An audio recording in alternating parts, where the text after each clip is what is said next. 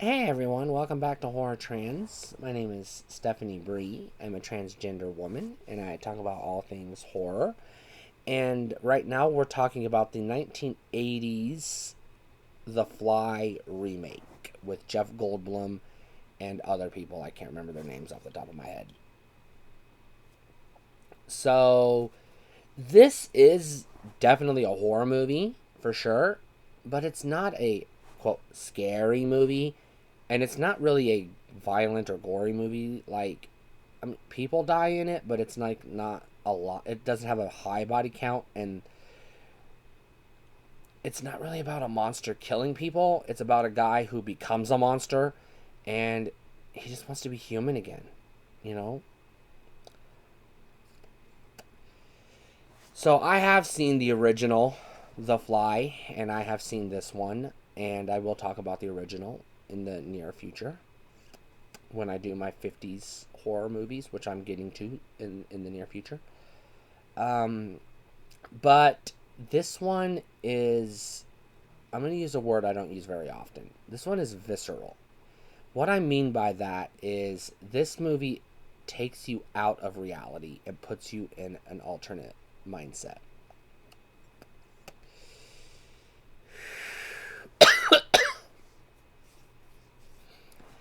Because at its core, this is a lot more like your classic Universal monster movie than you realize at first. This is a movie that it is a horror movie, but it's a tragic horror movie.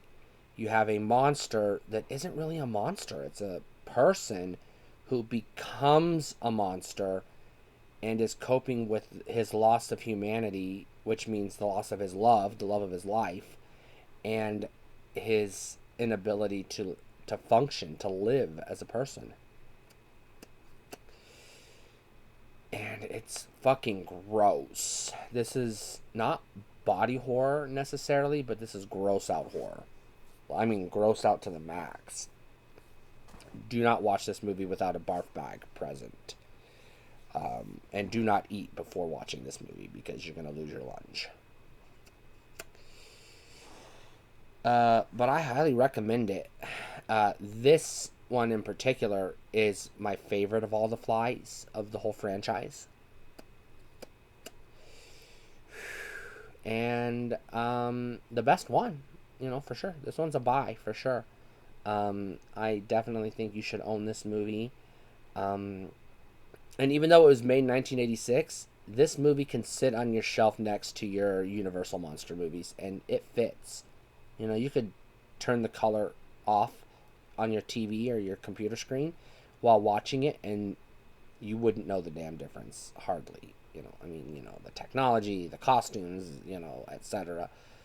But yeah, this movie, you know, goes nicely with your Universal monsters because this, even though it's not Universal, it is. This is a Universal monster movie, even though it wasn't made by Universal.